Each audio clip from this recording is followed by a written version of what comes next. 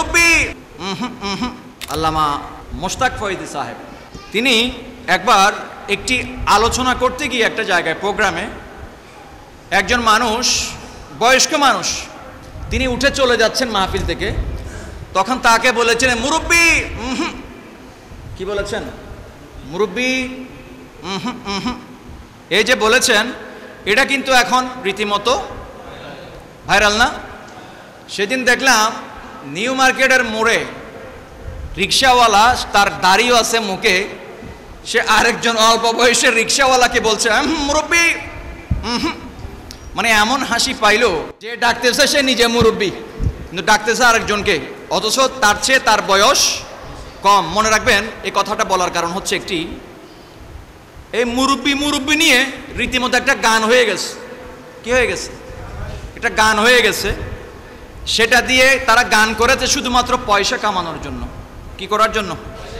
পয়সা কামানোর জন্য। মানুষের ইন্টেনশন চেক করতে হবে, কে কি কারণে, কোন কারণে কথাটি বলেছে। আবার অনেকে মনে করে আল মারউ ইয়াকিসু আলা নাফসিহি, যে যেমন সে অপরকে ঠিক তেমন মনে করে। মূলত আলেম উলামার, উলামায়ে কেরামের মানহানি করার জন্য মিডিয়ার মধ্যে এমন কিছু পাবলিক আছে যারা এই সমস্ত কর্মকাণ্ডগুলি করে থাকে। মনে রাখবেন, আলেম উলামার মানহানি তোমরা যতই করো, আল্লাহ পাক কুদরতিভাবে আলেমের সম্মানকে বৃদ্ধি করে দিবেন। ওয়া তুইজ্জু মান তাশা ওয়া তুযিল্লু মান তাশা। ইজ্জত এবং জিল্লতের মালিক কে? হাদিসে পাকের মধ্যে বলা হচ্ছে মান আকরামা আলেমান ফাকাদ আকরামানি ওয়া মান আকরামানি ফাদাখালাল জান্নাহ। আমার নবীজি বলছেন, যে আলেমকে সম্মান করলো সে মূলত আমাকে সম্মান করলো, আর আমাকে যে সম্মান করেছে আল্লাহ পাক তাকে সম্মানিত করে জান্নাতে প্রবেশ করাবেন। আল্লাহ পাক আলেম ওলামার তাজিম করার তৌফিক দান করুক। মনে রাখবেন, ইনসান আর হাইওয়ান, মানুষ আর জানোয়ারের মধ্যে পার্থক্য হচ্ছে একটি। কয়টি? আর সেটি হচ্ছে এলেম। সেটি কি? আপনার কাছে ঈমান আছে কিন্তু এলেম নাই। আপনার কাছে ঈমান আছে কিন্তু এলেম নাই। আবার আরেকজনের কাছে ঈমানও আছে, এলেমও, তিনি আপনার চেয়ে অনেক দামি। তিনি আপনার চেয়ে অনেক দামি। অর্থাৎ একজন আলেমের মকাম কি সেটা একমাত্র আল্লাহ জানে, আল্লাহ রসুল জানে। এমনিতে ওয়ারাসাতুল আম্বিয়া বলা হয়নি। আল্লাহ পাক আমাদেরকে আলেম সমাজকে তাজিম করার তৌফিক দান করুন। প্রতিটি দেশের একটি রাজধানী থাকে। আমাদের দেশের রাজধানীর নাম হচ্ছে ঢাকা। প্রত্যেক দেশের যেমন রাজধানী থাকে, ঠিক তেমনি মানবদেহেরও একটি রাজধানী আছে, আর মানবদেহের রাজধানীর নাম হচ্ছে কলব। আর একটি দেশের জন্য রাজধানীকে সবসময় পরিষ্কার পরিচ্ছন্ন রাখতে হয়। দেশের শান, মান, ইজ্জত, মর্যাদা, রেপুটেশনের দিকে চিন্তা করে সবসময় রাজধানীকে পরিষ্কার পরিচ্ছন্ন রাখতে হয়। তো একটি দেশের রাজধানীকে যদি পরিষ্কার পরিচ্ছন্ন রাখতে হয়, আর মানবদেহের রাজধানী কলব, সেই কলবকে আরো হাজার কোটি গুণ বেশি পরিষ্কার পরিচ্ছন্ন রাখতে হয়, রাখার দরকার আছে। তো পবিত্র কোরআনুল কারীমের মধ্যে প্রায় 132 বার আল্লাহ পাক সুবহানাহু ওয়া তাআলা কোরআনের পাতায় পাতায় কলব শব্দটির জিকির করেছেন। হযরতে সাইয়্যিদুনা আবু হুরায়রা রাদিয়াল্লাহু তাআলা আনহু বলেন, কলব হচ্ছে সমস্ত অঙ্গ প্রত্যঙ্গের বাদশা, আর অঙ্গ প্রত্যঙ্গগুলি হচ্ছে সেনাবাহিনী। বাদশা যদি ভালো থাকেন, সুস্থ থাকেন, তাহলে সেনাপতিও সুস্থ থাকে। আল্লাহ পাক সুবহানাহু ওয়া তাআলা পবিত্র কোরআনুল কারীমের মধ্যে প্রায় 12টি সূরার মধ্যে 13 ধরনের কলবের কথা আল্লাহ পাক আল কোরআনে জিকির করেছেন। কয় ধরনের? 12টি সূরার মধ্যে 13 ধরনের কলবের কথা বলেছেন হযরতে ইমাম সুফিয়ান সাওরি রাদিয়াল্লাহু তাআলা আনহু। তিনি বলেছেন কানু ইয়াতাআল্লামুনা নিয়াতা লিল আমাল কামা তাতাআল্লামুনাল আমাল, অর্থাৎ বর্তমানে মানুষ যেমনিভাবে আমল শিখে, আমল শিখবার জন্য পাগল হয়ে যায় কিভাবে আমল করবে, ঠিক তদ্রূপ আগের জামানায় বুজুর্গানে দিনরা, আগের জামানার মানুষজন, এনারা আগে আমল শিখতেন না, আমল শিখবার আগে এনারা নিয়ত শিখতেন।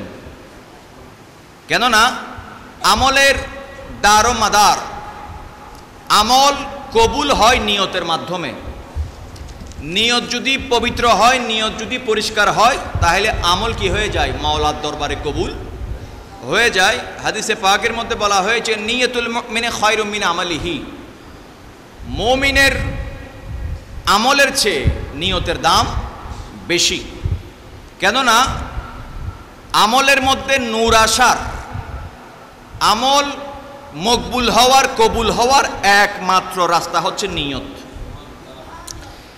সেই কারণে আগের জামানার বুজুর্গানে দিন যারা ছিলেন তারা সব সময় আমলের চেয়ে নিয়তকে বেশি প্রাধান্য দিতেন।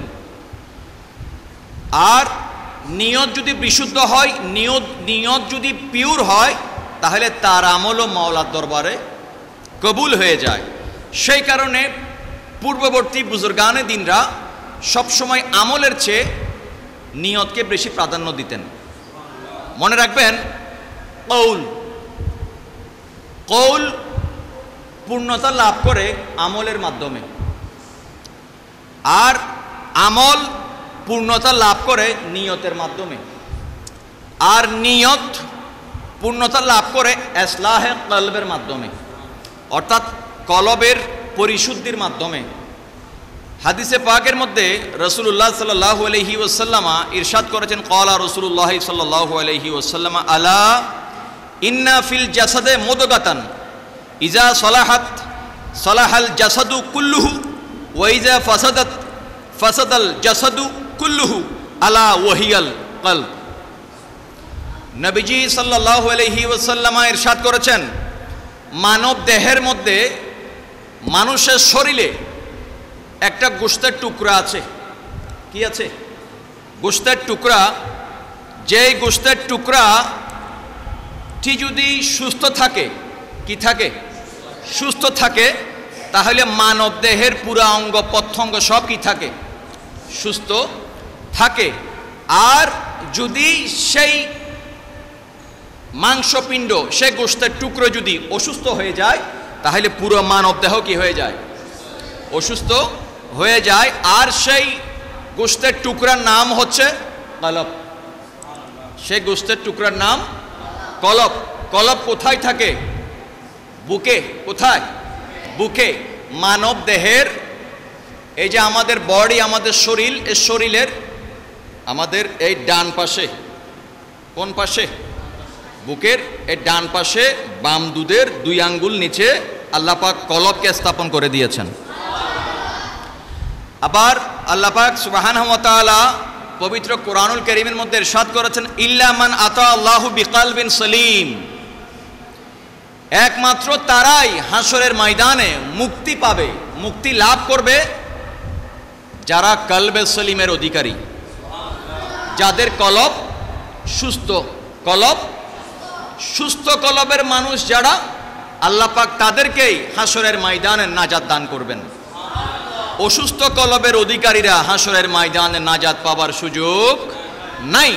যে কলবের মধ্যে মদিনাওয়ালা কামলিওয়ালা প্রেম থাকবে, সাহাবাই কেরামের প্রেম থাকবে, মোহাব্বত থাকবে, আহলে বাইতে রসুলের মোহাব্বত থাকবে, ওলি আল্লাহর প্রেম থাকবে, এতাআত থাকবে, ইত্তেবা থাকবে, সেই কলব নিঃসন্দেহে আল্লাহ পাক সুস্থ করে দিবেন। আর সেই সুস্থ কলব নিয়ে ওই আল্লাহর বান্দা যে ইবাদত করবেন, সেই ইবাদতকে আল্লাহ পাক কবুল করবেন। প্যারা হাজরিন, আত্মার রোগ। কিসের রোগ? আত্মার রোগ, অর্থাৎ কলবের রোগ। কিসের রোগ? কলবের রোগ, মনের রোগ। 4টি। কয়টি? 4টি। সবাইকে কথা বলতে হবে। কয়টি? কয়টি? 4টি। 1 নাম্বার হচ্ছে অহংকার। 1 নাম্বার হচ্ছে অহংকার। 2 নম্বরে হচ্ছে পরিচিতি, শহরত। 2 নম্বর হচ্ছে পরিচিতি। 3 নম্বরে হচ্ছে নেতৃত্বের চাহিদা। কিসের চাহিদা?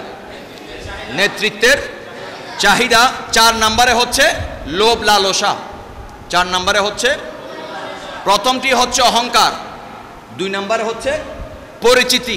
2 নম্বরে কি? পরিচিতি। 3 নম্বরে হচ্ছে নেতৃত্বের চাহিদা। 4 নম্বরে হচ্ছে লোভ লালসা। যেমন অহংকার, আমাদের সমাজে এমন অনেক আল্লাহর বান্দা আছেন যারা বলে আমি সবচেয়ে বড়, আমি সবচেয়ে বড়, আমার চেয়ে বড় আর কেউ, আমি সবচেয়ে জ্ঞানী, আমি সবার সেরা। এগুলি হচ্ছে অহংকার। এগুলি কি? আমি সব জানি, আমার চেয়ে বেশি জানে এমন কেউ নাই। এটা কি? এটা কি? অহংকার। হযরতে সৈয়দ আহমদ কবির রিফাই রহমতুল্লাহ আলাই, যিনি রিফাইয়া সিলসিলার ইমাম, যার মাজারে পাক বাগদাদ শরীফে, উনি বলছেন মান মাতাত নাফসাহু বাউদাত আনহু দুনিয়াহু, যার জিসিম মরে যাবে, জিসিম শরীর, শরীর কি হবে? মরে যাবে, তার থেকে দুনিয়া অনেক দূরে চলে যাবে, অনেক দূরে চলে যাবে। ওয়ামান মাতা কলবুহু বাউদা আনহু মাওলাহু, আর যার কলব মরে যাবে, কি মরে যাবে? কলব মরে যাবে, তার থেকে আল্লাহ অনেক দূরে চলে যাবে, আল্লাহ অনেক দূরে চলে যাবে। আর এই যে আমাদেরকে আল্লাহ পাক আত্মার রোগ দিয়েছেন কয়টি? কয়টি? অহংকার, পরিচিতি, নেতৃত্বের চাহিদা, 4 নম্বরে হচ্ছে লোভ লালসা। এই 4টি রোগ দেওয়ার কারণ কি? এই 4টি রোগ দেওয়ার কারণ কি? কেননা আল্লাহ পাক সুবহানাহু ওয়া তাআলা আমাদেরকে সৃষ্টি করেছেন 4টি মৌলিক উপাদান দিয়ে। কয়টি উপাদান? 4টি মৌলিক উপাদান দিয়ে সৃষ্টি করেছেন। যেমন 1 নম্বরে হচ্ছে আগুন। 1 নম্বর কি? আগুন। 2 নম্বরে হচ্ছে বাতাস। 2 নম্বর বাতাস। 3 নম্বর পানি। 3 নম্বর পানি। 4 নম্বর মাটি। 4 নম্বর আগুন, বাতাস, পানি, মাটি। মাটি, পানি, বাতাস, আগুন। কয়টি? এই 4টি জিনিস দিয়ে আল্লাহ পাক আমাদেরকে সৃষ্টি করেছেন। এবার যদি আমি জিজ্ঞেস করি আপনাদেরকে, আমাদের শরীরে আগুন আছে না নাই? আছে। কোথায় আছে? আগুন থাকলে তো ধাউ ধাউ করে জ্বলতো, কই আগুন তো দেখা যায় না। প্যারা হাজরিন, আল্লাহ পাক সুবহানাহু ওয়া তাআলা আমাদেরকে যে আগুন দিয়েছেন আমাদের ভিতরে, আমাদের ভিতরে বাতাস আছে, আমাদের ভিতরে বাতাসও আছে, আমাদের ভিতরে পানিও আছে, আবার মাটিও আছে। আর মাটিটা দেখব কিন্তু কবরে দাফনের পরে। কোথায়? দাফনের পরে দেখা যাবে এমন একটা সময় আসবে যখন মাটির সাথে মিশে যাবে, মাংস বলতে কিছুই থাকবে না, হয়তো বা কয়েকটা হাড্ডি টাড্ডি থাকতে পারে। যাক, যাই হোক, আমাদের শরীরে যে আগুন আছে এটা বিশ্বাস হয়? আমাদের শরীরে আগুন আছে, আগুন আছে। যেমন মানুষ যখন পেশাব করে, কি করে? পেশাব করে, তখন দেখবেন পেশাব গরম। পেশাব কি? গরম। মানুষের পায়খানা গরম, আবার মানুষের মুখের হাওয়া, মানুষের শরীর। আবার শীতকাল যখন আসে, মানুষ যখন মুখ থেকে হাওয়া দেয় তখন ধোঁয়া বের হয়। কি বের হয়? ধোঁয়া। আবার শীতকালে যখন মানুষ পেশাব করতে বসে, পেশাব থেকে কি উঠে? ধোঁয়া উঠে। এগুলা ওঠার কারণ হচ্ছে আমাদের ভিতরে আগুন আছে, আমাদের ভিতরে। আর এই জিনিসগুলি বের হওয়ার কারণ হচ্ছে, এগুলি হচ্ছে আগুনের প্রভাব, আগুনের প্রভাব। আর এই কথাগুলি বলার একটি কারণ, আমি যে বলেছিলাম কলবের রোগ কয়টি? মৌলিক রোগ কয়টি? এর আগে একটু করে এখানে থামবো। যেমন ধরেন, মানুষের যেমন মৌলিক রোগ আছে, গভীর মনোযোগ, আবার মানব দেহেরও শরীরেরও কিছু রোগ আছে, যেমন ডায়াবেটিস। কি ডায়াবেটিস যখন হয় তখন দেখবেন মানুষের চোখের আলো চলে যায়, মানুষের যৌবন শক্তি চলে যায়, মানুষের কিডনি নষ্ট হয়ে যায়। এবার যার ডায়াবেটিস আছে আবার তার কিডনির সমস্যাও আছে, মনে রাখবেন মৌলিক রোগের যদি সঠিক চিকিৎসা করা যায়, কিসের মৌলিক রোগের চিকিৎসা যদি সঠিকভাবে করা যায় তাহলে শাখাগত অনেক রোগও অটোমেটিক ভালো হয়ে যায়। তো কোনো আল্লাহর বান্দা যদি ডায়াবেটিস রোগের চিকিৎসা না করে উনি যদি কিডনি রোগের চিকিৎসা করেন, হয়তোবা কিছুদিনের জন্য তিনি শান্তি পাবেন, কিছুদিনের জন্য শান্তি পাবেন, কিন্তু তার পুরা শরীর সুস্থ হবে না, কেননা চিকিৎসা করতে হবে মৌলিক রোগের। কোন রোগের? মৌলিক রোগের চিকিৎসা করতে পারলে অটোমেটিক কিডনি রোগও কি হয়ে যাবে? সেরে যাবে। তো আগুনের একটি স্বভাব হচ্ছে আগুন সব সময় উপরে উঠতে চায়। কোথায়? উপরে। যেমন আগুনকে যদি কোনো একটা মোমবাতির মধ্যে যদি কেউ আগুন জ্বালায়, দেখা যাবে মোমবাতির মধ্যে একটা রেশা আছে না নাই? ওই যে একটা রেশা, আমাদের চট্টগ্রামের আঞ্চলিক ভাষায় কি বলে ওইটাকে? ওই যে সুতো একটা আছে না মোমবাতিতে, ওই সুতাতে যখন আগুনটা লাগিয়ে দেয় দেখা যাবে আগুন কমপক্ষে ওই রেশা থেকে 3 ইঞ্চি উপরে উঠবে। কয় ইঞ্চি? কেননা আগুন নিচে নামতে চায় না, আগুনের স্বভাব হচ্ছে উপরে ওঠা। কোথায় ওঠা? উপরে ওঠা। আর একটা চেরাগের মধ্যে যদি আগুন জ্বালায় দেখবা ওই রশি থেকে আগুন কমপক্ষে আরো 3-4 ইঞ্চি উপরে উঠে। আর এই আগুনের সাথে ওই যে বলেছিলাম কলবের রোগ। কিসের রোগ? কলবের রোগ কয়টি? 4টি। আর মানব দেহের আল্লাহ যে আমাদেরকে সৃষ্টি করেছেন কয়টি জিনিস দিয়ে? 4টি। ওইখানেও 4টি, এখানেও। ওইখানে হচ্ছে প্রথমটি হচ্ছে অহংকার। প্রথমটি হচ্ছে এই অহংকারের সাথে আগুনের একটা সম্পর্ক। যার কাছে অহংকার আছে সে কখনো নিচে থাকতে চায় না, সে চায় সবসময় উপরে উঠতে। কি করতে? উপরে উঠতে চায়, বড়ত্ব দেখাতে চায়। ঠিক আগুনও সেম, আগুনও কখনো নিচে নামতে আজ পর্যন্ত কেউ দেখা নাই। কোনো বাড়িতেও যদি আগুন লাগে কোনো এলাকায়, তখন দেখা যাবে আগুন যেখানে লেগেছে এর উপরে, অনেক উপরে জ্বলতেছে, ঠিক না?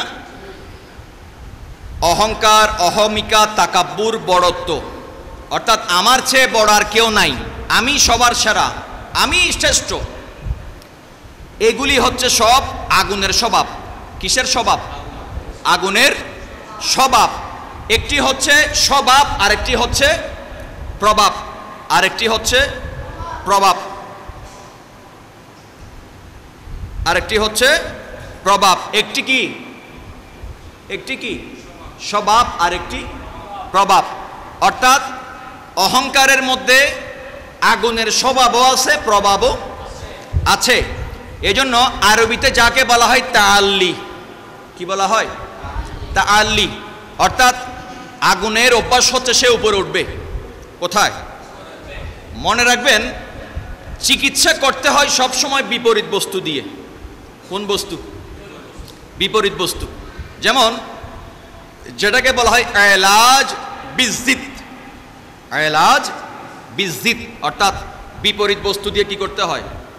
চিকিৎসা করতে হয়। যেমন যদি কারো গায়ে জ্বর হয় 100, 2, 3, 4 ডিগ্রি, তখন ওই জ্বরের রোগীকে চিকিৎসা করতে হবে কি দিয়ে? পানি দিয়ে। কি দিয়ে? কেননা আমার নবীজি বলেছেন আবরিদুল হুম্মা বিল মাইল বারিদ। আবরিদুল হুম্মা বিল মাইল বারিদ অর্থাৎ জ্বরের গরমকে পানি দিয়ে ঠান্ডা করো। জ্বরের গরমকে পানি দিয়ে ঠান্ডা করো। অতএব আমাদের ভিতরে যেহেতু আগুন আছে, সেজন্য আমাদের ভিতরে অহংকারও কাজ করছে। আর অহংকার চায় সবসময় উপরে উঠতে, আগুনও চায় সবসময় উপরে উঠতে। রব্বুল আলামিন আল্লাহ পাক সুবহানাহু ওয়া তাআলা সেই উপরে ওঠার অহংকারযুক্ত প্রভাবকে মানব দেহ থেকে কমানোর জন্য আল্লাহর বান্দাদের ভিতর থেকে আল্লাহ পাক একটি বিপরীত বস্তু দিয়ে, একটি নিয়ামত দিয়ে সেই অহংকারের চিকিৎসা করেছেন। আর অহংকারের বিপরীত আল্লাহ পাক যেই আমাদের নিয়ামত দিয়েছেন চিকিৎসা করার জন্য, সেই নিয়ামতের নাম হচ্ছে নামাজ। সেই নিয়ামতের নাম নামাজ। যদি বলা হয় নামাজ দিয়ে আবার অহংকার কমে কিভাবে, আল্লাহ পাকের কুদরতের খেলা, বুঝা বড় দায়। দেখবেন আমরা নামাজ শুরু করি কি দিয়ে? তাকবীরে তাহরিমা দিয়ে, আর শেষ করি সালাম দিয়ে। শুরু করি তাকবীরে তাহরিমা দিয়ে, শেষ করি সালাম দিয়ে। মনে রাখবেন নামাজ এমন একটি আজিমুশান ইবাদতের নাম, যে ইবাদতের মাধ্যমে আল্লাহর বান্দার মনের অহংকার দূর হয়ে যায়। মনের অহংকার দূর হয়ে যায়। যে ব্যক্তি নিজেকে আল্লাহর জন্য তার অহংকার, তাকাব্বুর, অহমিকা, বড়ত্ব পরিত্যাগ করে রব্বুল আলামিনের ভয় অন্তরে ধারণ করে ইখলাসের সাথে সে নিচে বসে যায়। কোথায়? নিচে বসে যায়, নিচু হয়ে যায়, ছোট হয়ে যায়। আল্লাহ পাক দয়া করে তার মকামকে বুলন্দ করে দেন। কেননা আমাদের কাজ হচ্ছে ছোট হয়ে চলা, ছোট হয়ে চলা। যে যত বেশি ছোট হয়ে চলতে পারবেন আল্লাহ পাক তাকে তত বেশি নিয়ামত দান করবেন। কেননা আল্লাহর সামনে এসে বাহাদুরি দেখানোর মধ্যে কোনো বাহাদুরি নাই। যে যত বেশি আজেজ, ইনকিসারি হয়ে মাওলার সামনে আসতে পারবে, সেই ব্যক্তি তত বেশি নিয়ামতের অধিকারী হবেন। যেমন কোনো বিচারের মঞ্চে যখন আসামির সমস্ত দোষ সাব্যস্ত হয়ে যায় কোনো পাড়ায় মহল্লায়, তখন দেখবেন বিচারকরা আসামিকে বলে কান ধরো। কি ধরো? কান ধরো। কান ধরে উঠা বসা করো। কান ধরে উঠা বসা করো। এ কান ধরা মানে হচ্ছে যে আমি সারেন্ডার করলাম, আত্মসমর্পণ করলাম।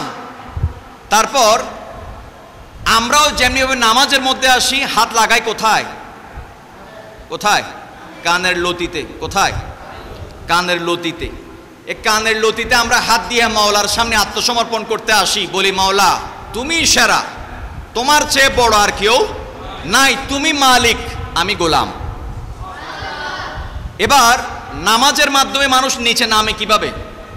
আমরা যখন তাকবীরে তাহরিমা করার পর, হাত বাঁধার পরে আমরা নিয়ত বাঁধি কোথায়? কোথায়? নাভির নিচে। আমাদের সমাজে এমন কিছু পাবলিক আছে, কেউ বাঁধে এখানে। কোথায়? আছে না নাই? বুকের আরো কমপক্ষে 2-3 ইঞ্চি উপরে আছে না? আছে। মনে রাখবেন নামাজের মধ্যে আমরা হাত কোথায় বাঁধবো?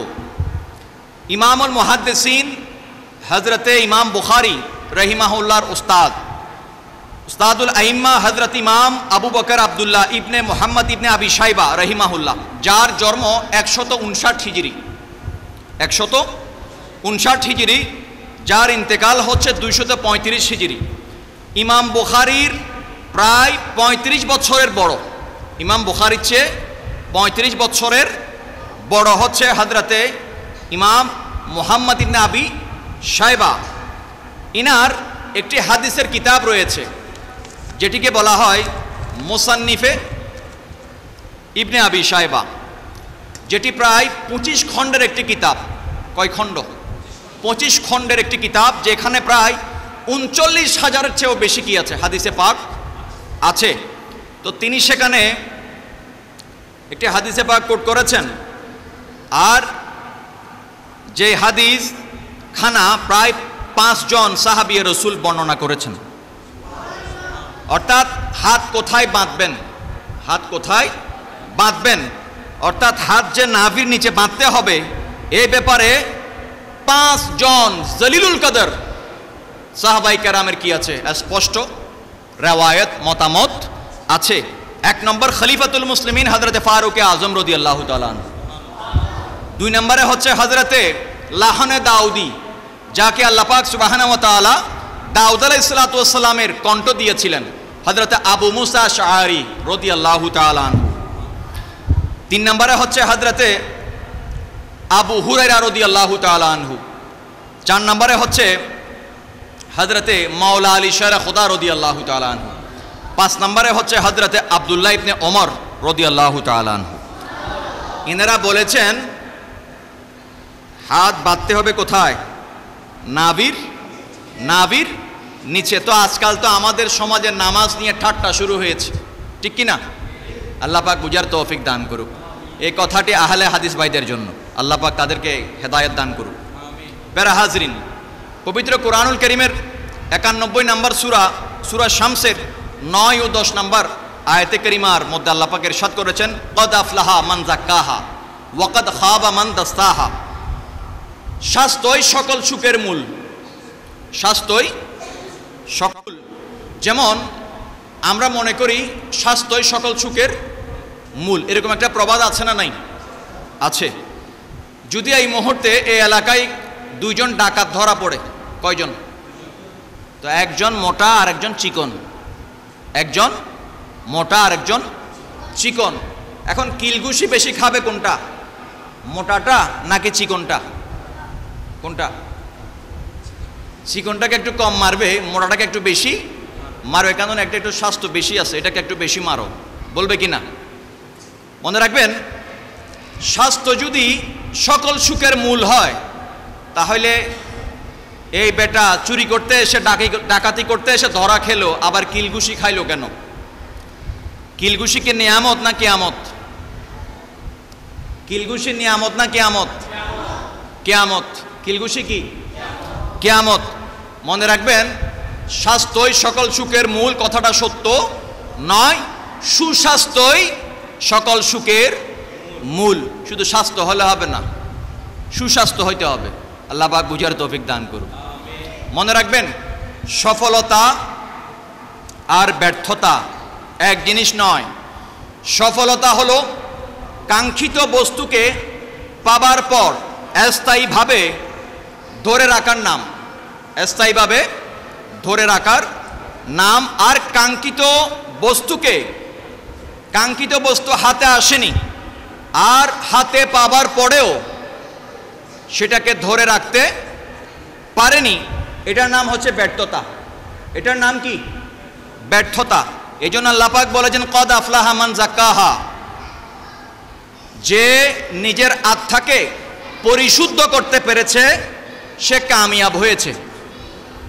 আর যে ওয়াকদ খাবা মান দাস্সাহা, যে নিজের আত্মাকে পরিশুদ্ধ করতে পারে নাই, সে ব্যর্থ হয়েছে। কি হয়েছে? ব্যর্থ হয়েছে। আল্লাহ পাক বুঝার তৌফিক দান করুক। আল্লাহুম্মা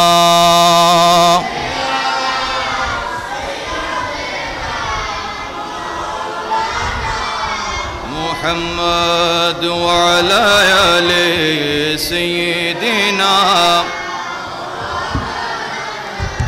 जग में जब आए मुहम्मद, इस्लाम जिंदा हो गए। जग में जब आए मुहम्मद, इस्लाम जिंदा हो गए। बुतों ने सब कलमा पढ़ा, काफिर मुसलमान हो गए। जग में जब आए मुहम्मद, क्या बयां क्या तारीफ बयां करूं मैं प्यारे नबी की शान में। जिसने उन्हें पैदा किया, जिसने उन्हें पैदा किया, खुद वो शैदा हो गए। जग में जब आए मुहम्मद, हो गए जग में जब आए मोहम्मद सलातुन या रसूलल्लाह अलैकुम। प्यारे हाजरीन, বলছিলাম আত্মার কথা, কলবের কথা। কলবের রোগ কয়টি? কলবের মৌলিক রোগ 4টি। আবার আমাদের শরীরের রোগ, মৌলিক রোগ, আমাদের শরীরের মৌলিক রোগ আরও আছে। কিন্তু আল্লাহ পাক আমাদেরকে কয়টি মৌলিক জিনিস দিয়ে সৃষ্টি করেছেন? কয়টি? 4টি। এবার আসেন, আমাদের আত্মা, আমাদের কলব বিশুদ্ধ না হয়ে রোগাক্রান্ত হয়ে যায় কেন? ময়লা হয়ে যায় কেন? দূষিত হয়ে যায় কেন? কোন কারণে, কোন কাজগুলি করলে আমাদের কলব, আমাদের আত্মা ময়লাযুক্ত হয়ে যায়? জানার দরকার আছে না নাই? আত্মাকে পরিশুদ্ধ করতে হলে, আত্মার কলবকে পরিশুদ্ধ করতে হলে, পবিত্র করতে চাইলে কলবের ডাক্তারের কাছে যাইতে হবে। কোথায়? কলবের ডাক্তার। কলবের ডাক্তারের কাছে গেলে কলবের ডাক্তার একটি প্রেসক্রিপশন দিবেন। কি দিবেন? আমাদের সমাজে যে সমস্ত ডাক্তার সাহেবরা আছেন তাদের চেম্বারে গেলে ফিস আগে দিয়ে দিতে হয়। কি করতে হয়? ফিস আগে দিয়ে দিতে হয়, ঠিক কি না? নাকি আমি ভুল বলছি? কিছু কিছু জায়গায় কিন্তু আগেই দিয়ে দিতে হয়, আবার কিছু কিছু জায়গা আছে চিকিৎসার পরে কি নেয়, ফি নেয়। কিন্তু আমরা যে ডাক্তারের কথা বলছি ওই সমস্ত ডাক্তারের কাছে গেলে বা যেতে হলে তাদের চেম্বারে আগে ফিস দেওয়ার দরকার হয় না, হয় না। আর আত্মাকে যদি আমরা পবিত্র করতে চাই ওই কলবের ডাক্তারের প্রেসক্রিপশন অনুযায়ী আমাদেরকে চলতে হবে। কালান্দর লাহোরি আল্লামা ডক্টর ইকবাল রহমতুল্লাহ আলাই তিনি বলেন, তার বেদনাময় করুণ মোহাব্বতের সুর দিয়ে, তমন্না দর্দ দিল কি হো তো कर खिदमत फकीरों की, नहीं मिलता है ये गौहर बादशाहों की खजीनों में। सुभान अल्लाह। अर्थात तमन्ना दर्द दिल की हो तो कर खिदमत फकीरों की, नहीं मिलता है ये गौहर बादशाहों की खजीनों में। তোমার দিল যদি চায়, দিলে যদি তুমি এই কামনা রাখো তোমরা আল্লাহর ওলিদের খেদমত করবে, আল্লাহর ওলিদের গোলামি করবে, আল্লাহর ওলিদের সোহবতে থাকবে, তাহলে এই সোহবতের নিয়ামত কি জানো? তুমি এই সোহবতের নিয়ামত, আল্লাহর ওলিদের দরবারে গেলে যে সোহবতের নিয়ামত তুমি পাবে, যে ফয়েজ পাবে, সেটা দুনিয়ার জমিনের রাজা বাদশাদের গুপ্ত ভান্ডারের মধ্যে পাওয়া যায় না। আর পাওয়া যায় কোথায়? আল্লাহর ওলির দরবারে। হযরতে আল্লামা ফরিদউদ্দিন আত্তার রহমতুল্লাহ আলাই তিনি আত্মার রোগী যারা তাদের জন্য 3টি ওষুধ লিখে দিয়েছেন। কয়টি ওষুধ? 3টি ওষুধ। আর তিনি বলেছেন এই 3টি ওষুধ যদি ঠিকমতো আত্মার রোগীরা খায়, সেবন করে, তাহলে তাদের কলব জিন্দা হয়ে যাবে। তিনি বলছেন, নফসে নাতওয়া কষ্ট ইল্লা বাসা চিজ জো বগোয়ম यादगीरश अजीज खंजर खामोशी व शमशीर जू नेज़ा तन्हाए व तरके खजू। सुभान अल्लाह। তিনি বলেছেন আত্মার পরিশুদ্ধির জন্য 3টি ওষুধ তিনি লিখে দিয়েছেন। আর সেই 3টি ওষুধ যদি মানুষরা সেবন করে, অর্থাৎ গ্রহণ করে, সেটা মেনে চলে, তাদের কলব জিন্দা হয়ে যাবে। আর সেই 3টি ওষুধের 1 নাম্বার ওষুধের নাম হচ্ছে নীরবতা। কি? খামোশি, অর্থাৎ চুপ থাকা। কি থাকা? চুপ থাকা। কিন্তু আমরা চুপ থাকতে পারি না। আরেকটি হচ্ছে ক্ষুধা, অর্থাৎ খাবার বেশি খাইলে চলবে না, কম কম খাইতে হবে। কীরকম? আমার নবীজি এরকম 5 আঙ্গুল দিয়ে তিনি খাবার খাননি। খেয়েছেন কয় আঙ্গুল? 3 আঙ্গুল দিয়ে। কয় আঙ্গুল? 5 আঙ্গুল দিয়ে বেশি উঠে নাকি 3 আঙ্গুল দিয়ে বেশি উঠে? 5 আঙ্গুল দিয়ে বেশি উঠে। যারা তরিকত তাসাউফের রাস্তায় চলেন তারা 5 আঙ্গুল দিয়ে খায় না, তারা খায় 3 আঙ্গুল দিয়ে। আবার 3 নম্বরে হচ্ছে একাকিত্ব। কি? একাকিত্ব, অর্থাৎ নির্গুম, না ঘুমিয়ে রাতে শুধুমাত্র মাওলার জিকিরের মধ্যে মশগুল থাকা, নীরবতা আর ক্ষুধা। আর 3 নম্বরে হচ্ছে একাকিত্ব। এই 3টি যদি ওষুধ আমরা ধারণ করতে পারি, লালন করতে পারি, তাহলে আমাদের কলব পরিশুদ্ধ হয়ে যাবে। এবার আসি চুপ থাকার গুরুত্ব কি?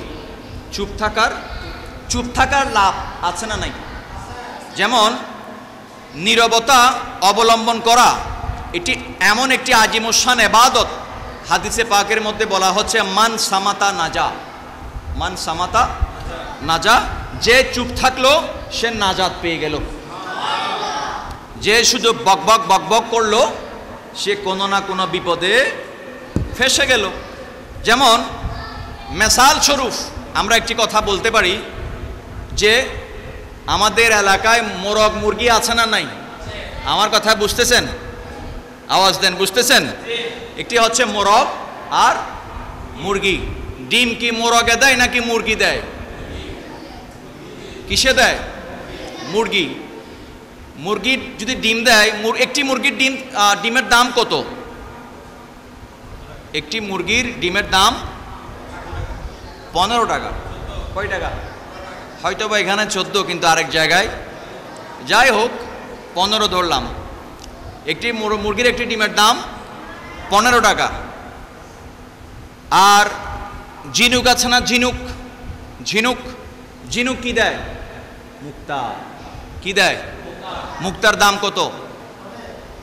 লক্ষ লক্ষ টাকা, লক্ষ লক্ষ টাকা। এই মুরগির একটি মুরগি যখন একটি ডিম দেয়, কি দেয়? ডিম দেয়। ডিম দেওয়ার পরে দেখবেন মুরগি আওয়াজ শুরু করে দেয়। কি করে? আওয়াজ মানে চিল্লাচিল্লি শুরু করে। এলাকার যত মুরগি পাতি নেতা আছে, কি নেতা? পাতি নেতা আছে, সেমি নেতা আছে, সব কি হয়ে যায়? একত্রিত হয়ে যায়। একত্রিত হবার পরে এবার তারা সবাই জিজ্ঞেস করে, বলে এত ডাকাডাকি কিসের? এত ডাকাডাকি কিসের? কি করলা, কি করছো? বলে একটা কাজ করে ফেলছি। বলে কি কাজ? বলে একটা ডিম দিয়েছি। কি দিয়েছি? আর সেই ডিমের দাম 15 টাকা। সেই ডিমের দাম 15 টাকা। অপরদিকে যখন ঝিনুক কি দেয়? মুক্তা দেয়। জবান নড়াচড়া নাই।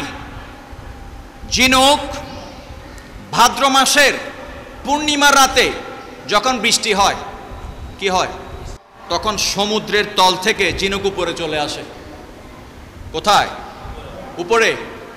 আসার পরে ঝিনুক আসমানের দিকে তাকিয়ে থাকে। কিসের দিকে?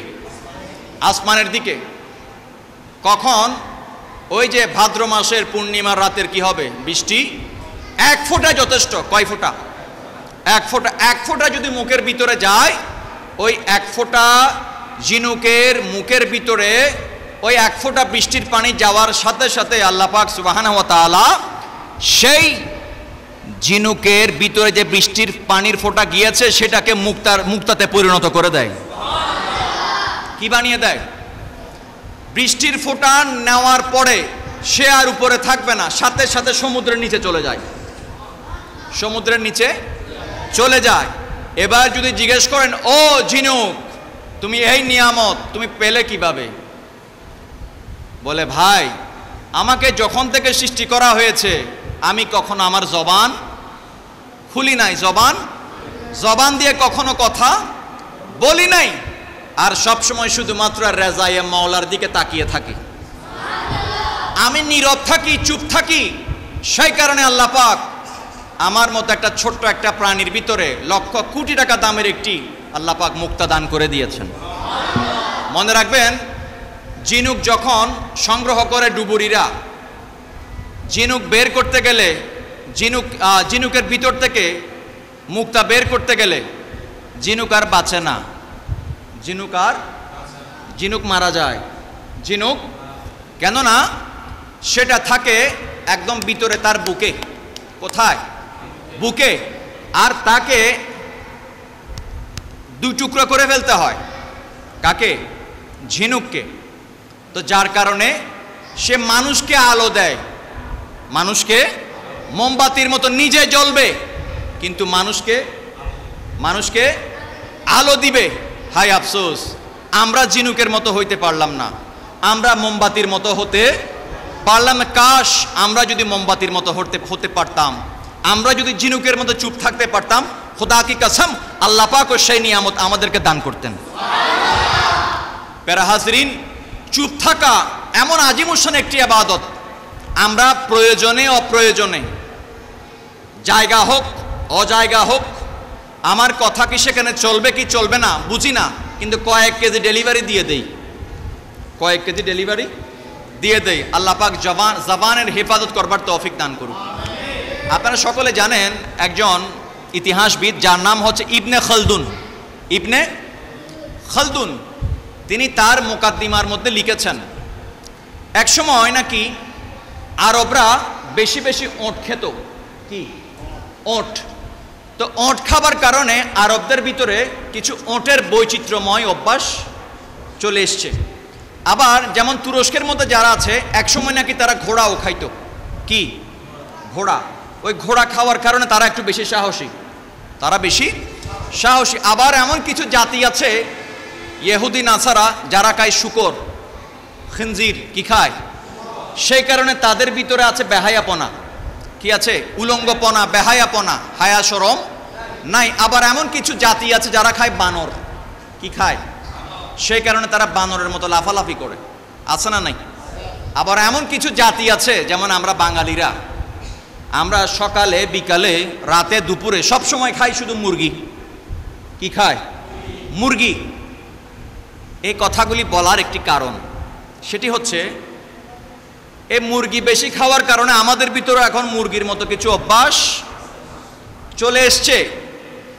ইবনে খালদুন তিনি মুকাদ্দিমার মধ্যে এই হিস্ট্রিগুলি লেখার কারণ হচ্ছে একটি জাতির জন্য খাদ্য অভ্যাস, সঠিক খাদ্য অভ্যাস কত গুরুত্বপূর্ণ সেটি বোঝানোর জন্য তিনি এই জিনিসগুলি তুলে ধরেছেন। যেমন মুরগি, যেমন 15 টাকা দামের একটি মুরগি ডিম দিলেও কি করে? বকবক বকবক করে। আর ওইদিকে ছোট্ট একটা প্রাণী ঝিনুক সমুদ্রের তলদেশে থাকে, সে যখন একটি মুক্তা দেয় জবান থেকে কোনো আওয়াজ বের হয় না। ঝিনুক আর মুরগির মধ্যে কি আছে? পার্থক্য আছে।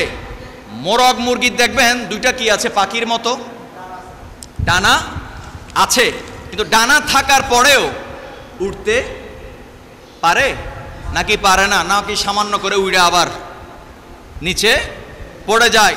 কিন্তু আল্লাহ পাক সুবহানাহু ওয়া তাআলা এই আমরা বেশি বেশি এই মোরগ মুরগি খাবার কারণে আমাদের ভিতরেও আজকাল এমন কিছু অভ্যাস চলে এসেছে। আমরাও কিন্তু চাইলে উঠতে পারি, যদি বলেন আবার ডানা দিয়ে নয়। আমাদের কার্যকর্ম দিয়ে, কার্যকলাপ দিয়ে, কৃতকর্মের মাধ্যমে আমরা চাইলে উঠতে পারতাম, কিন্তু হাই আফসোস, ভাগ্যের নির্মম পরিহাস, আমরা এখলাসের পথের মধ্যে নাই। কিন্তু আমাদের মতো এমন কিছু আল্লাহর বান্দা আছে, আল্লাহর মকবুল বান্দা আছে, যাদেরকে আল্লাহ পাক পশমবিহীন দুইটি ডানা দিয়েছেন, যে ডানাগুলির মাধ্যমে তারা পৃথিবীর এক প্রান্ত থেকে আরেক প্রান্তে চলে যেতে পারে। আবার তাদের কুলুবুল আশিকিনা লাহা উয়ুনুন তারা মা লা ইয়ারাহান নাজিরুন লাহা আজনিহাতুন তাতিরু বিগাইরি রিশিন ইলাল মালাকুতি রাব্বিল আলামিন। আল্লাহর বান্দা, এমন কিছু আল্লাহর বান্দা আছে যারা তাদের বুকের মধ্যে, তাদের কলবের মধ্যে একটি চোখ আছে, যে চোখ দিয়ে তারা এত দূর পর্যন্ত দেখতে পারে। যে জিনিস আমরা আমাদের কপালের চক্ষু দিয়ে দেখতে পারি না।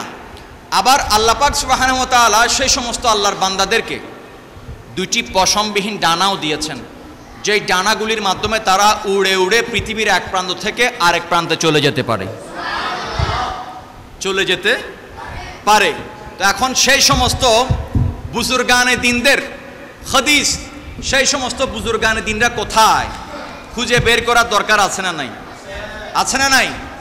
আল্লাহ পাক আমাদেরকে ওলি আল্লাহর দামান ধরে চলার তৌফিক দান করুন। আজ আমরা উঠতে পারছি না, এটা আমাদের বদনসিব, এটা আমাদের বদনসিব। ইন্না শাররাত দাওয়াবি ইনদাল্লাহি সুম্মুল বুকমুল লাযিনা লা ইয়াকিলুন। নিঃসন্দেহে জমিনের মধ্যে বিচরণকারী ওই সমস্ত মানুষ সবচেয়ে বেশি খারাপ যারা বোবা এবং বদির, যারা জানার পরেও সত্য বলতে পারে না, যারা সত্য শোনার পরেও সেটা প্রকাশ করতে পারে না, এবং যারা জ্ঞান রাখে না, জেনেও না বুঝার ভান করে, দেখেও না দেখার ভান করে, এদের চেয়ে খারাপ এই পৃথিবীর জমিনে আর কেউ নাই। আল্লাহ পাক সুবহানাহু ওয়া তাআলা এই সমস্ত মানুষ থেকে আমাদেরকে আল্লাহ পাক সতর্ক করছেন আল কোরআন করিমের মধ্যে। তো প্যারা হাজরিন, সোহবত, নিসবত, মোহাব্বত চাইলে এক পলকের মধ্যে মানুষের জীবনকে পরিবর্তন করে দেয়া সম্ভব। এই যে আমরা বলেছিলাম এতক্ষণ আত্মার চিকিৎসার কথা, কিসের চিকিৎসা? আত্মার চিকিৎসা, কলবের চিকিৎসা। তো কলবের চিকিৎসা করতে গেলে কলবের ডাক্তারের কাছে যাওয়ার দরকার আছে না নাই? আছে।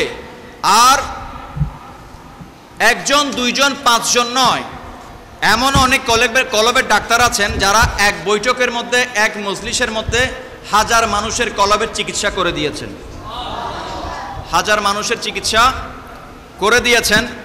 যেমন বলা হচ্ছে যে হুকিয়া আন রাজুলিন ক্বালা কুন্না ফি সাফিনাতিন মা তুজারিন ফাহাজাত আলাইনা রিয়াহুন ওয়া আমওয়াজুন মিনাল বাহরে ফাজতরাবাতিস সাফিনাতু ফাখিফনা খাউফান শাদীদান ওয়া কানা ফি জাবিয়াতিন মিনাস সাফিনাতি রাজুলুন আলাইহি কিসাউন মিন ওয়াবারিন ফালাম তাজালিল আমওয়াজু তাদরিবু সাফিনাতা হাত্তা সাকাতা ফিহাল মাউ ফাসাকুলাত ওয়া আইসনা মিন আনফুসিনা ওয়া আমওয়ালিনা ফাখরাজা যালিকার রাজুলু মিনাস সাফিনাতি ওয়া ওয়াকাফা ইউসাল্লি আলাল মাই ফাকুলনা লাহু ইয়া ওয়ালি আল্লাহ আদরিকনা ফালাম ইয়ালতাফিত ইলাইনা ফাকুলনা লাহু বিহাক্কি মান কাওয়াকা লিইবাদাতিহি আকিসনা ওয়া আদরিকনা ফালতাফাতা ইলাইনা ওয়া ক্বালা মা শানুকুম ওয়া হুয়া গায়িবুন আন জামিই মা আসাবানা ফাকুলনা লাহু আলা তারা ইলা সাফিনাতি ওয়া মা আসাবাহা মিনাল আমওয়াজি ওয়ার রিহি ফাকালা লানা তাকাররাবু ইলা আল্লাহি ফাকুলনা লাহু বিমাযা নাতাকাররাবু ফাকালা বিতারকি দুনিয়া ফাকুলনা লাহু কাদ ফাআলনা ফাকালা আখরিজু বিসমিল্লাহির রহমানির রহিম ফামা জিলনা নাখরুজু ওয়াহিদান বা'দা ওয়াহিদিন নামশি আলাল মা'i হাত্তা আজতামা'না হাওলাহু ওয়া নাহনু কিয়ামুন আলাল মা'i ওয়া কুন্না মিয়াতা'i নাফসিন আও আকসারা ফাগারাকাতিন সাফিনাতু বিমা ফিহা মিনাল আমওয়াল ফাকালা লানা আম্মা মিন হাওলিদ দুনিয়া ফাকাদ সালিমতুম ফাআযহাবু ফাকুলনা লাহু নাসআলুকা বিল্লাহি মান আনতা ইয়ারহামুকাল্লাহু ফাকালা আনা ওয়াইসুল কারানি ফাকুলনা লাহু ইন্না ফিস সাফিনাতি আমওয়ালান লিফুকরাইল মাদিনাতি বা'সাহা ইলাইহিম রাজুলুন মিন মিসরা ফাকালা ইন রাদ্দাল্লাহু আলাইকুম আমওয়ালাকুম তাকসিমুনাহা আলা ফুকরাইল মাদিনাতি ফাকুলনা লাহু নাম ফাসাল্লা আলা ওয়াজহিল মাই রাকাতাইনি সুম্মা দাআ বিদুআইন হাফি ফাতালাতিস সাফিনাতু বিজামিই মা ফিহা আলা ওয়াজহিল মাই। সকলে বলি সুবহানাল্লাহ, আলহামদুলিল্লাহ। আল্লাহ পাক আমাদের হাজিরি কবুল করুক, আল্লাহ পাক আমাদের আশাকে কবুল করুক।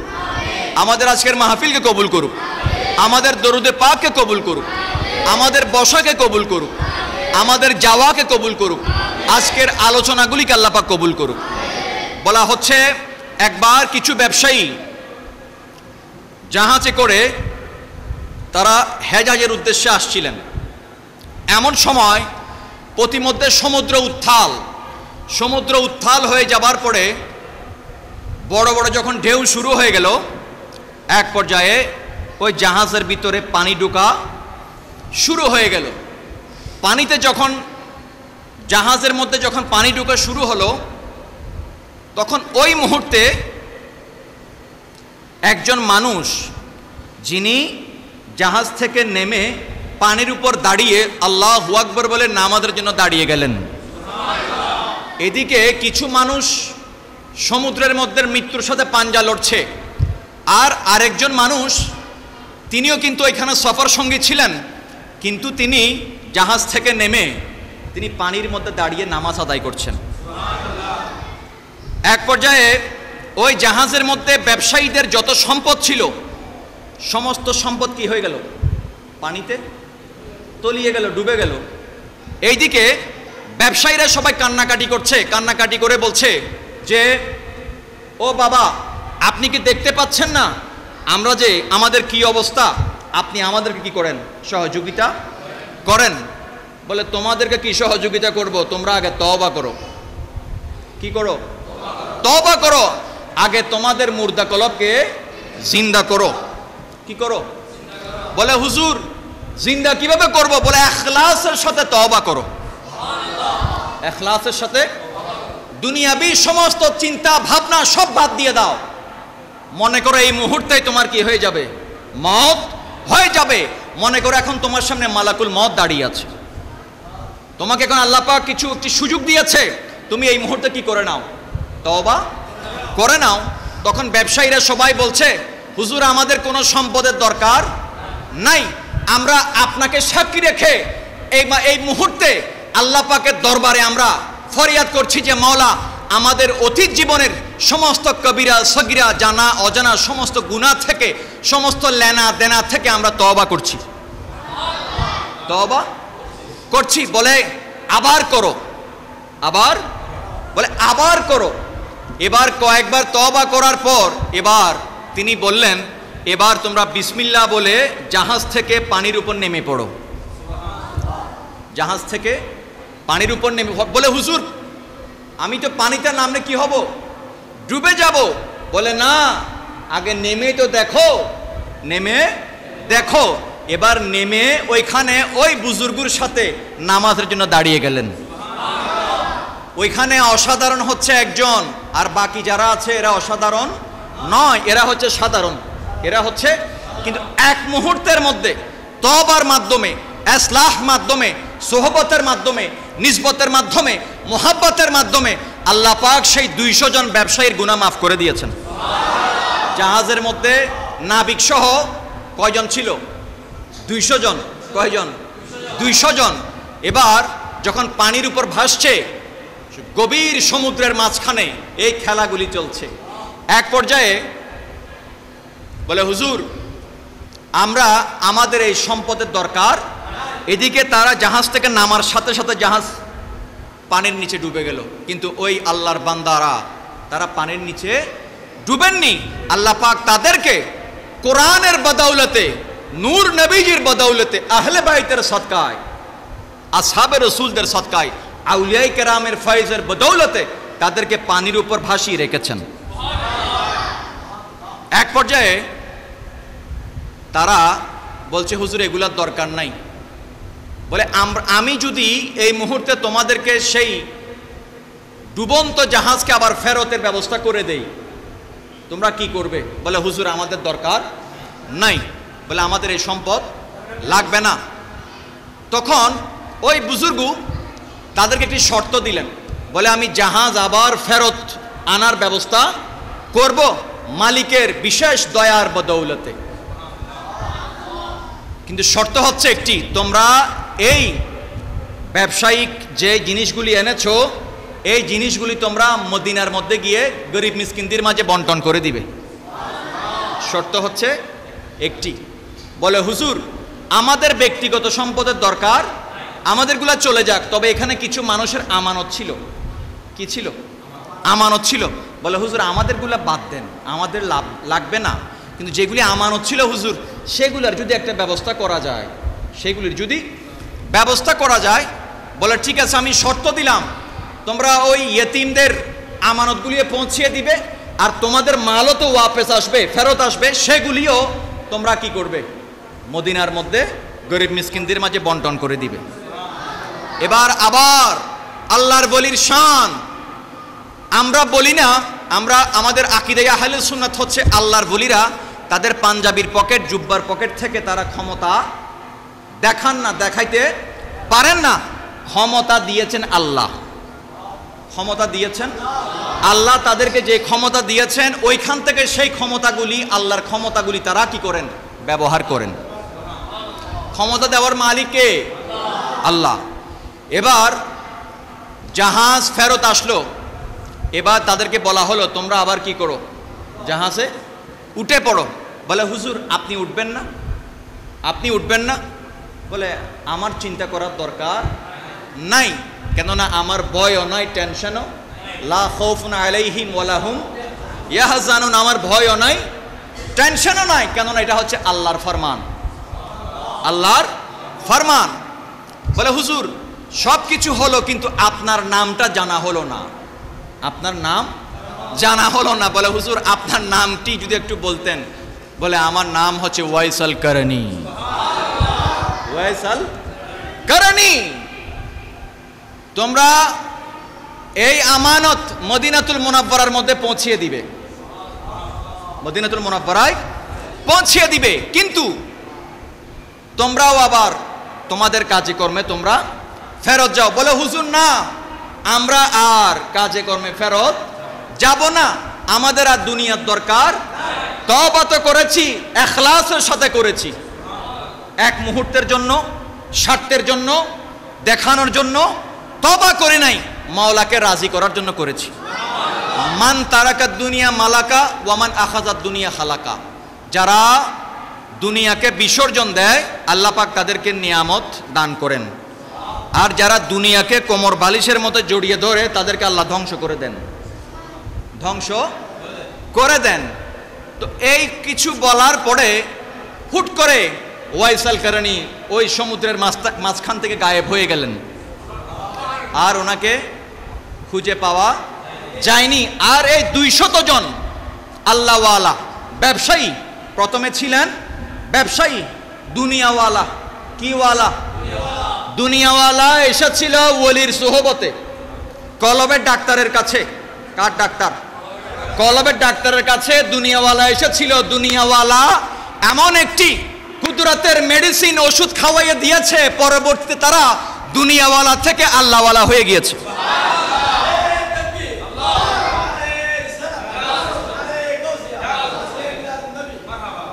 কি হয়ে গেল? হয়ে গেল। এই জন্য বলা তেরি কদমো মে আনা মেরা কাম থা, তেরি কদমো মে আনা মেরা কাম থা, मेरी किस्मत जगाना तेरा काम है, एक निगाह करम या रसूल अल्लाह, एक निगाह करम ही मेरी लाज है, लाज सबकी निभाना तेरा काम है। सोला दुनिया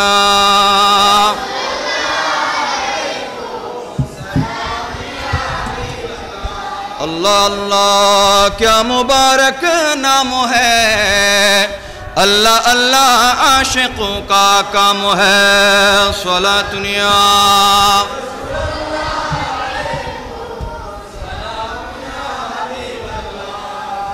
प्यारे हाज़रीन, তাহলে বুঝা গেল ওলি আল্লাহর, আল্লাহর বন্ধু, আল্লাহর দোস্ত, আল্লাহর মাহবুব, তাদের সোহবতে আসলে ও যোগ্য হয়ে যায়।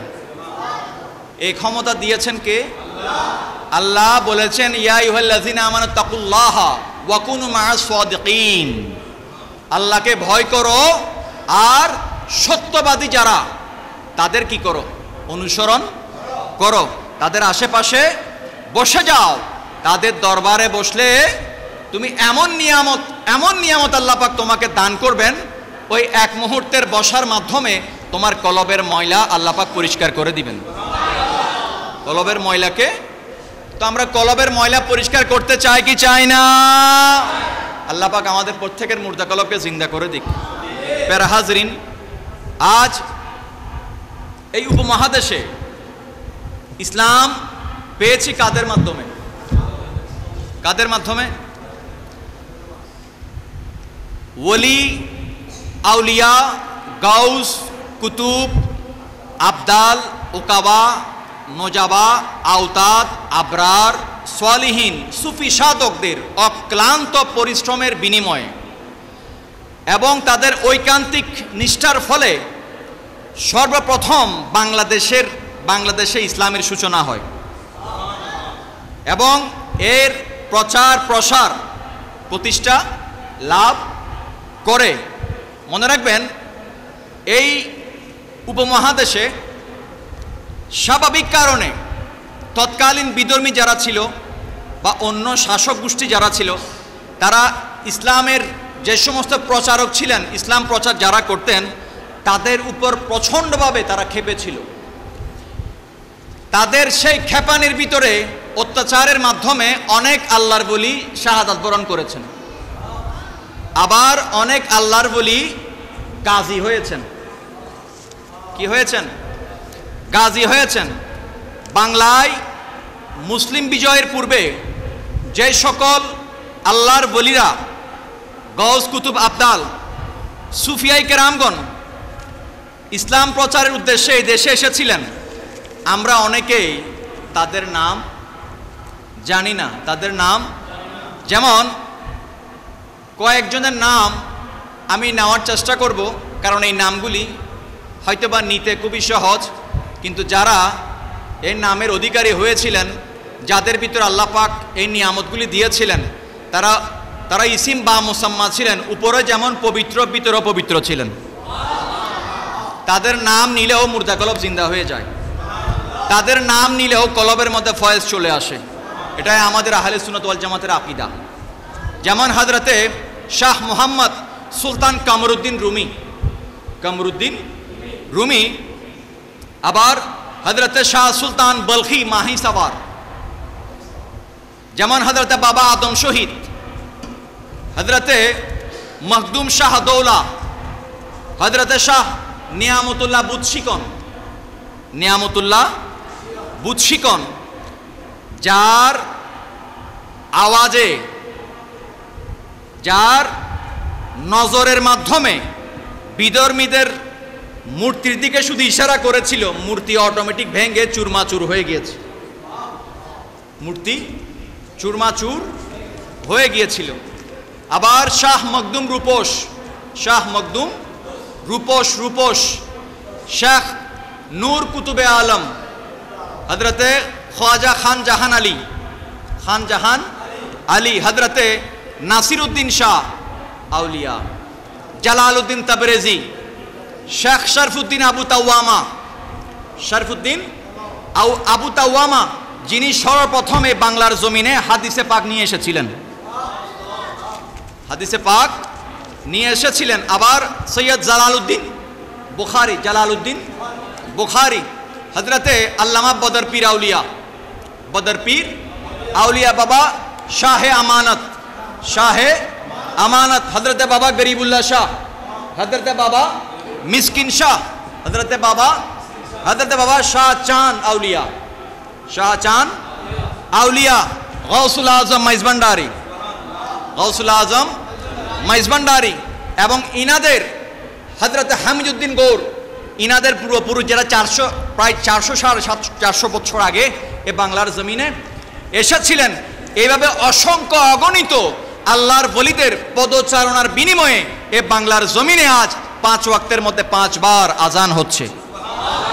সিলেটের মধ্যে বাবা শাহজালাল এসেছেন, শাহজালাল এসেছেন ইয়ামেন হয়ে, দিল্লি হয়ে, সুরমা নদী পার করে 360 জন আল্লাহর বলি নিয়ে এই বাংলার জমিনে এসেছিলেন।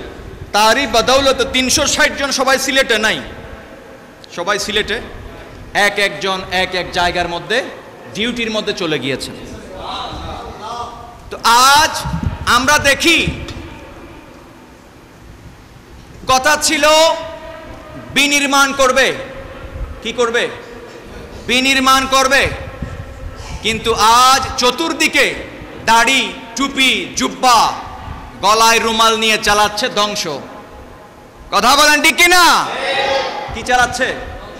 ধ্বংস।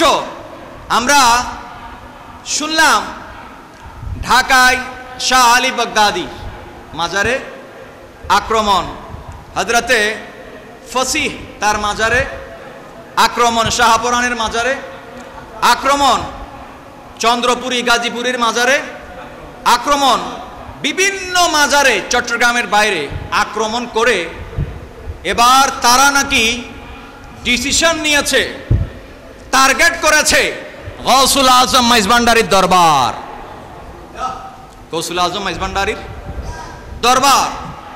তো আমরা নজদির চেলা মুন্ডা যারা আছে তাদেরকে শুনিয়ে দিতে চাই, সতর্ক করতে চাই, এলান করতে চাই, বাতিজারা তোমরা চট্টগ্রামের জমিনে গৌসুল আজম মাইজভান্ডারির দরবারে আসবা, কিন্তু মাংস আর শরীর নিয়ে ফেরত যাইতে, শুধু হাড্ডি পাওয়া যাবে, আর কিছু পাওয়া যাবে না। আর আসার পরে তোমাদেরকে ওই তোমাদের দাদা, তোমাদের বাবা, তোমাদের আঙ্কেল নজদি সাহেবের পাশে ভালো মতো দাফন করে দেওয়া হবে। সুন্নি মুসলমান জেগে আছে, তোমাদের অপেক্ষা করছে, তোমাদেরকে ওয়েলকাম জানাবে, তোমরা আসো, তোমরা আসো। আমরা ধৈর্য ধারণ করে বসে আছি, কখন ইয়েজিদি বাহিনী কাফেলা নিয়ে আসবে।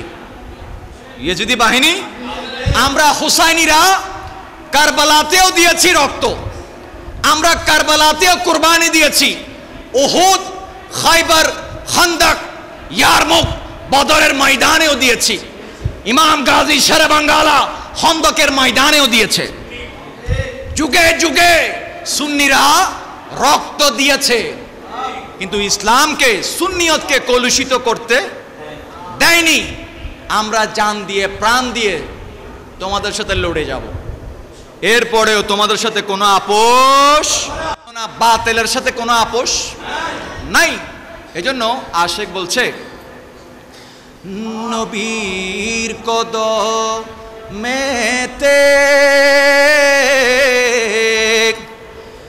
সারা জীবন আমরা থাকব, নবীর কদমেতে সারা জীবন আমরা থাকব, ভালোবেসে নবীজিকে হৃদয় মাঝে ভরে রাখব, নবীর কদমেতে সারা জীবন আমরা থাকব। সুবহানাল্লাহ। বাতিলের সাথেও কোনো আপোষ হবে না, লোভে পড়েও নবীর দরুদ ছাড়া যাবে না। আমরা ডলার দিয়ে, ইউরো দিয়ে, রিয়াল দিয়ে লালিত পালিত নয়, আমাদের আছে শুধু টাকা। কি আছে? আমরা রিয়াল নিয়ে চলি না, আমরা ইউরো নিয়ে চলি না, আমরা ডলার নিয়ে চলি না, আমরা পশ্চিমা বিশ্বের উপর আমরা ডিপেন্ডেবল নয়। আমাদের মাওলা আছেন, আর মাওলা বলে দিয়েছেন ওসিলা তালাশ করার জন্য। আমরা মাওলার সেই হুকুমকে মানি, না থাকলে ওসিলা তালাশ করি, সেই ওসিলার বদৌলতে মাওলা আমাদেরকে গায়েবের মদদের মাধ্যমে ব্যবস্থা করে দেন। তো প্যারা হাজরিন, যাদের জন্ম বাজারে, কোথায়? বাজারে। এরা তো মাজারে হামলা করবেই, মাজারে হামলা করবে। বাজার আর মাজার তো এক না, বাজার আর মাজার এক না। যাদের জন্ম বাজারে, কোথায়? বাজারে। এরা কখনো মাজারের শান আজমত, আরে বেটা আমরা মাজারে পূজা করি না, পূজা করা হয় কোথায়? মন্দিরে। কোথায়? মন্দিরে। আমরা আল্লাহর ওলির দরবারে জিয়ারত করি। কি করি? আমরা সূরা ফাতিহা পড়ি, আমরা সূরা ইখলাস পড়ি, সূরা নাস পড়ি, সূরা কাফিরুন পড়ি, সূরা ফালাক পড়ি। এগুলো কি বেদাত? এগুলো কি বেদাত? বেদাত বলে কে? যার বাপেরও দাঁত নাই, যার দাদারও দাঁত নাই, এর নিজেরও দাঁত নাই, এরা কি বলে? বেদাত বলে। যারা ইসলামকে বিকৃত করে, ওলি আল্লাহর মাজারকে উল্টা পন্থায় ব্যবহার করে, তাদের সাথে আমাদের কোনো সম্পর্ক, কোনো সম্পর্ক নাই। আমরা আল্লাহর ওলির দরবারে শুধুমাত্র ফয়েজের জন্য যাই। কিসের জন্য? ফয়েজের জন্য। যেমন ছোট্ট একটি কথা মনে এসছে, এরপরে ইনশাল্লাহ মুখতাসারান আলোচনা শেষ হবে। সেটি হচ্ছে হযরতে গঞ্জে মুরাদাবাদী, একবার ওনার কাছে একজন নবাব সাহেব আসলেন। আসার পরে উনি বললেন যে আপনার কাছে একটা আমার প্রশ্ন। বলে কি প্রশ্ন? বলে হুজুর মানুষ আজমির শরীফে কেন যায়? কোথায়? আজমির শরীফে কেন যায়? অথবা অন্যান্য আল্লাহর ওলির দরবারে কেন যায়? তখন হযরতে গঞ্জে মুরাদাবাদী তিনি বললেন আপনি একটু কাছে আসেন, আপনি একটু কাছে আসেন। তখন হুজুরের মাথার উপরে কি হচ্ছে? ফ্যানের বাতাস। কি এরকম ফ্যান না, ওই যে হাতের ওই বাতাস। তো এক পর্যায়ে বলে বাতাস কি আপনার গায়ে যায়? নবাবকে জিজ্ঞেস করা হচ্ছে আপনার গায়ে কি বাতাস লাগে? বলে হুজুর লাগতেছে তো। বলে বাতাস, বাতাস কার জন্য করা হচ্ছে? বলে হুজুর আপনার জন্য। কার জন্য? আপনার জন্য। বলে বাতাস আমার গায়ে, আমার জন্য যদি করা হয় তাহলে তোমার গায়ে লাগে কেন? তোমার গায়ে, আমার কথা বুঝেন? অর্থাৎ ফ্যানের ফ্যানটি চলতেছে শুধু আমার জন্য। কার জন্য? আমার জন্য। কিন্তু ফ্যানের বাতাস শুধু আমি না, আশেপাশে যারা আছে সবার গায়েও, সবার গায়েও লাগছে। তিনি বুঝাচ্ছেন ফ্যান যেমন আমার জন্য করা হচ্ছে, বাতাসটা খাদেম আমাকে বাতাস করছে, কিন্তু সেই বাতাসের হাওয়া তোমার গায়েও লাগতেছে, তুমিও ঠান্ডা অনুভব করছো। ঠিক তদ্রুপ আল্লাহর ওলিদের দরবারে আল্লাহর কুদরতের জাওয়ারে রহমত নাজিল হয়। কুদরতের দরবার থেকে জাওয়ারে রহমত নাজিল হয়। সেই রহমত যখন নাজিল হয় ওই ওলির দরবারে, ওই ওলির দরবারে যারা আসে তাদের গায়েও লাগে, তাদের গায়েও লাগে। আল্লাহর ওলিদের আজীব আজীব কথা, তাদের কথার ভিতরে অসংখ্য অগণিত হিকমত লুকিয়ে আছে। তো তাদের সেই হিকমতযুক্ত কথার মাধ্যমে নবাবের জবান বন্ধ, নবাবের জবান বন্ধ। অতএব যারা মাজার নিয়ে যাদের অ্যালার্জি, চুলকানি, তাদেরকে ক্লিয়ার করতে হবে তারা আসলে কি চায়, তারা কোন মাজার ভাঙতে চায়। কি স্বপ্নের মাজার, নাকি যত্রতত্র রাস্তার মোড়ে মোড়ে মাজার ওইগুলো ভাঙতে চায়, গায়েবী পাওয়া মাজার ভাঙতে চায়, নাকি সত্যিকার আল্লাহর ওলিদের মাজার ভাঙতে চায়? আল্লাহর ওলি যারা আছে তোমরা ভাঙার সময় আর একটা কাজ করবা, সাথে সাথে তাদের লাশটাও একটু খুইলা দেখবা। কি দেখবা? লাশটাও খুইলা দেখবা। তখন বলবা তুমি কে, আমি কে? সুন্নি ওয়াহাবি। তখন কি বলবে? সুন্নি ওয়াহাবি। মনে রাখবেন বিনা দলিলে যারা নবীকে মেনে নিয়েছেন তারা সাহাবি, তারা যারা দলিল দেওয়ার পরেও নবীকে মানে না তারা ওয়াহাবি, তারা। আল্লাহ পাক আমাদেরকে সাহাবীর গোলাম, সাহাবীর আশেক হয়ে চলার তৌফিক দান করুক। ওয়াহাবি, মদদি, দেওবন্দি থেকে প্যারা হাজরিন, একদম শেষ কথা, আপনারা জানেন চট্টগ্রামের বাইরে কুমিল্লায় একটা দরবার আছে, যে দরবারের নাম হচ্ছে নাগাইশ। কি দরবার? নাগাইশ দরবার।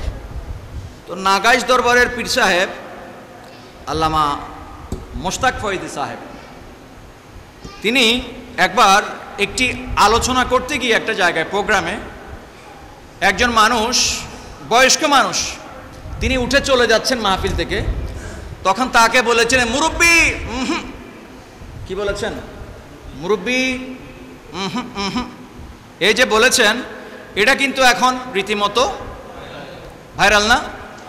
সেদিন দেখলাম নিউ মার্কেটের মোড়ে রিক্সাওয়ালা, তার দাড়িও আছে মুখে, সে আরেকজন অল্প বয়সের রিক্সাওয়ালাকে বলছে মুরব্বি।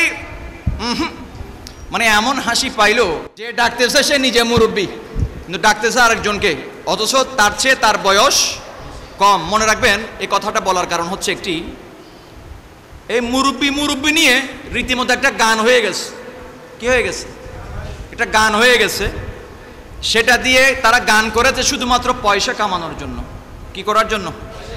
পয়সা কামানোর জন্য। মানুষের ইন্টেনশন চেক করতে হবে, কে কি কারণে, কোন কারণে কথাটি বলেছে। আবার অনেকে মনে করে আল মারউ ইয়াকিসু আলা নাফসিহি, যে যেমন সে অপরকে ঠিক তেমন মনে করে। মূলত আলেম উলামার, উলামায়ে কেরামের মানহানি করার জন্য মিডিয়ার মধ্যে এমন কিছু পাবলিক আছে যারা এই সমস্ত কর্মকাণ্ডগুলি করে থাকে। মনে রাখবেন, আলেম উলামার মানহানি তোমরা যতই করো, আল্লাহ পাক কুদরতিভাবে আলেমের সম্মানকে বৃদ্ধি করে দিবেন। ওয়া তুইজ্জু মান তাশা ওয়া তুযিল্লু মান তাশা। ইজ্জত এবং জিল্লতের মালিক কে? হাদিসে পাকের মধ্যে বলা হচ্ছে মান আকরামা আলেমান ফাকাদ আকরামানি ওয়া মান আকরামানি ফাদাখালাল জান্নাহ। আমার নবীজি বলছেন, যে আলেমকে সম্মান করলো সে মূলত আমাকে সম্মান করলো, আর আমাকে যে সম্মান করেছে আল্লাহ পাক তাকে সম্মানিত করে জান্নাতে প্রবেশ করাবেন। আল্লাহ পাক আলেম উলামার তাজিম করার তৌফিক দান করুক। মনে রাখবেন, ইনসান আর হাইওয়ান, মানুষ আর জানোয়ারের মধ্যে পার্থক্য হচ্ছে একটি। কয়টি? আর সেটি হচ্ছে এলেম। সেটি কি? আপনার কাছে ঈমান আছে কিন্তু এলেম নাই। আপনার কাছে ঈমান আছে কিন্তু এলেম নাই। আবার আরেকজনের কাছে ঈমানও আছে, এলেমও, তিনি আপনার চেয়ে অনেক দামি। দামি।